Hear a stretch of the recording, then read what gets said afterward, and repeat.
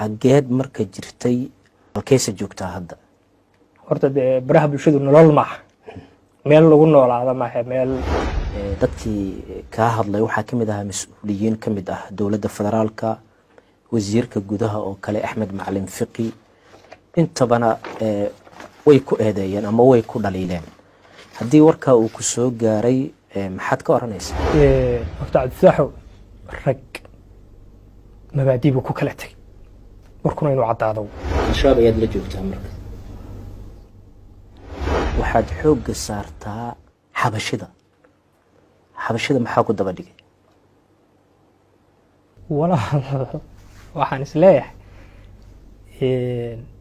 xabashida dadka sida gaarka ah uga hadla arrimaha halganka ama xaaladda wadanka ka taagan gaar ahaan dadka commentiyada ka soo dhibtay oo kala marka la fiiriyo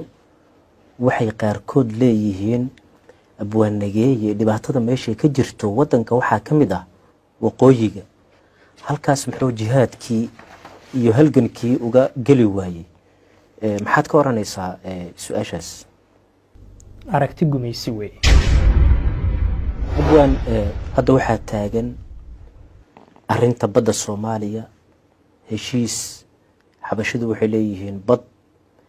dekad dhul ayaa naloo saxiixay maxaad ka oranaysaa siyaasad u aragtaa walaal waxaan u arkaa sidii qof Soomaali ah oo miir qaba uu arko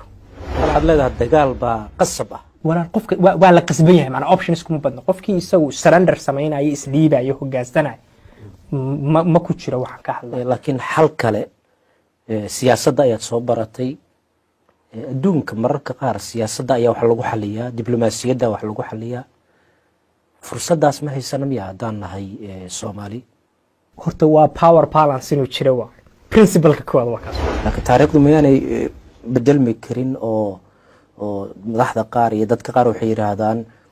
taariikhaha 92 iyo waayahaas ayaa u dambeeyo waa la walaaloobay oo waxba isbedelay seed u aragtaa arintaas anigu dadka isdhiibay kuma jiro ninka doonayay inuu yiraahdo waxba isbedelay dhinacii naga soo horjeeday waxba iskama bedelin isaga doonayay inuu naga dhinacayiga